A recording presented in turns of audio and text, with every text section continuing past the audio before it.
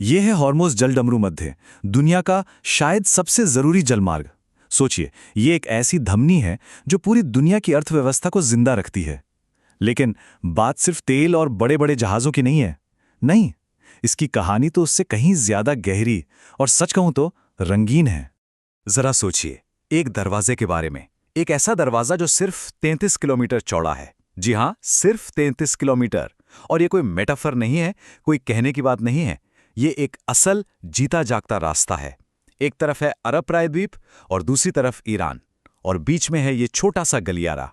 और इसी दरवाजे से हर एक दिन पता है कितना तेल गुजरता है? लगभग 2 करोड़ 10 लाख बैरल हर रोज। ये दुनिया की टोटल एनर्जी का करीब करीब 5वां हिस्सा है। मतलब पूरी दुनिया की ऊर्जा का 20% इसी एक पतली सी जगह से होकर गुजरता है। तो चलिए अब जरा गहराई में चलते हैं। आखिर क्यों ये 33 किलोमीटर का रास्ता पूरी दुनिया की इकोनॉमी के लिए एक लाइफलाइन, एक जीवन रेखा है? और सबसे बड़ा सवाल, इसका कोई दूसरा रास्ता क्यों नहीं है? देखिए, बात यह है कि कुछ देशों की तो पूरी की पूरी अर्थव्यवस्था ही इसी एक रास्ते पर टिकी है।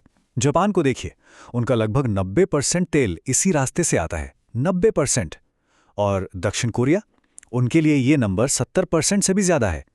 और सिर्फ यही नहीं, भारत और चीन जैसे बड़े बड़े देश भी अपनी एनर्जी सिक्योरिटी के लिए इस पर जबरदस्त तरीके से निर्भर हैं। तो सवाल उठता है, क्या इसका कोई बैकअप है, कोई और रास्ता? जवाब है, असल में नहीं। आप देखिए, हुर्मुज से हर दिन 2.1 करोड़ बैरल तेल निकलता है। अब इसकी तुलना जरा बाकी ऑप्शन से करते हैं। सऊदी अरब की सबसे बड़ी पाइपलाइन पेट्रोलाइन, उसकी कैपेसिटी बस 50 लाख बैरल है। अबू धाबी वाली पाइपलाइन की तो और भी कम, सिर्फ 15 लाख। अगर इन दोनों को मिला भी दें तो भी हुर्मुज के आसपास भी नहीं फटकते। मतलब ये रास्ता सिर्फ जरूरी नहीं, ये इररिप्लेसेबल है। लेकिन इन बड़े बड़े जहाज़ों और इस बिजी शिपिंग रूट से बस कुछ ही किलोमीटर दूर क्या है? एक और दुनिया है।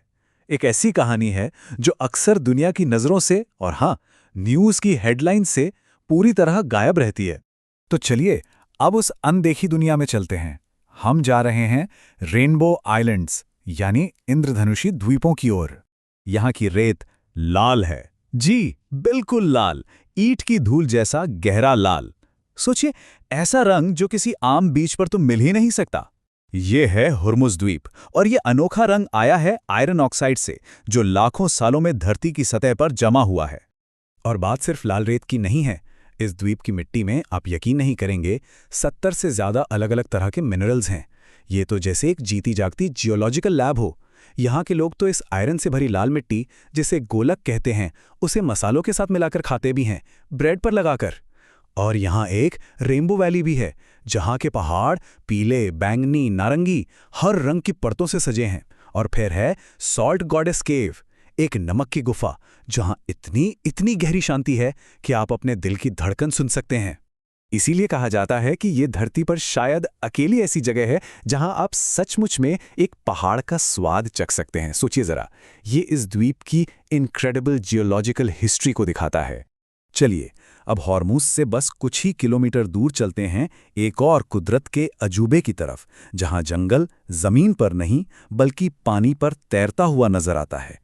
तो देखिए, हॉर्मुज में ये दो दुनियाएं एक साथ मौजूद हैं, एकदम समानांतर।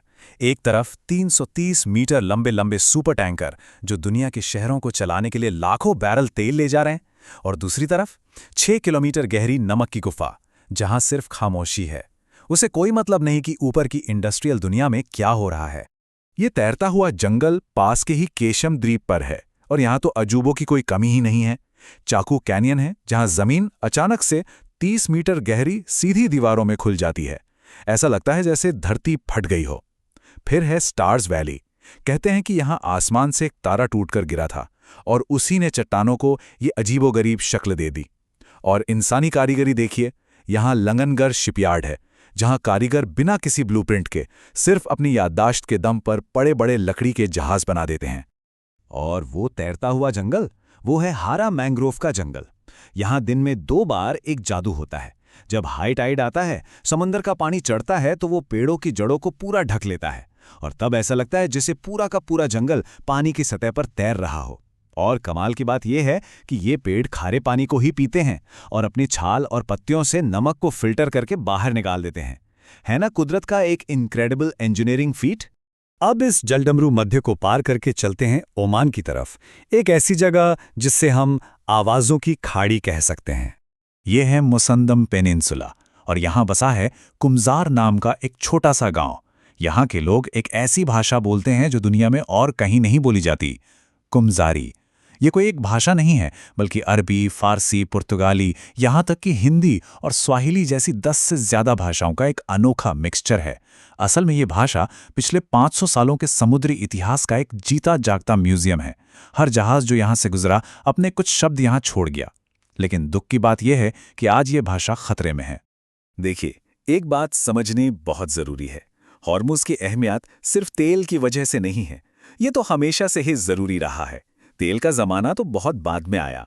पुराने ज़माने में यहाँ मोतियों और मसालों का व्यापार होता था।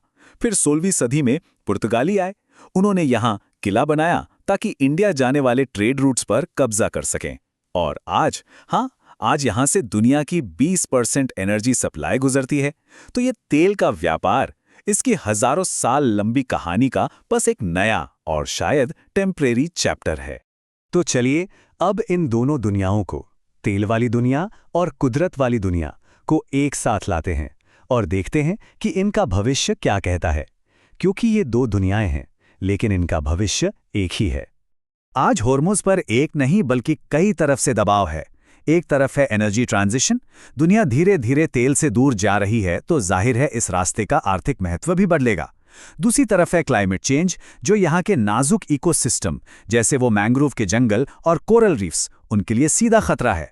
और इन सब बड़े बड़े बदलावों के बीच सदियों पुरानी संस्कृतियां और कुमजारी जैसी भाषाएं भी धीरे धीरे दम तोड़ रही हैं। इसको जरा इस नज़रिए से देखिए, आज की ये जो एनर्जी इकोनॉमी है, ये मुश्किल से 70 साल पुरानी है। यहाँ की जो संस्कृतियाँ हैं वो हज़ारों साल पुरानी हैं, और यहाँ की ज़मीन, यहाँ की जियोलॉजी, वो तो लाखों साल पुरानी है। तेल का ये पूरा खेल इस लाखों साल लंबी कहानी में बस एक छोटा सा पलक झपकने जैसा पल है।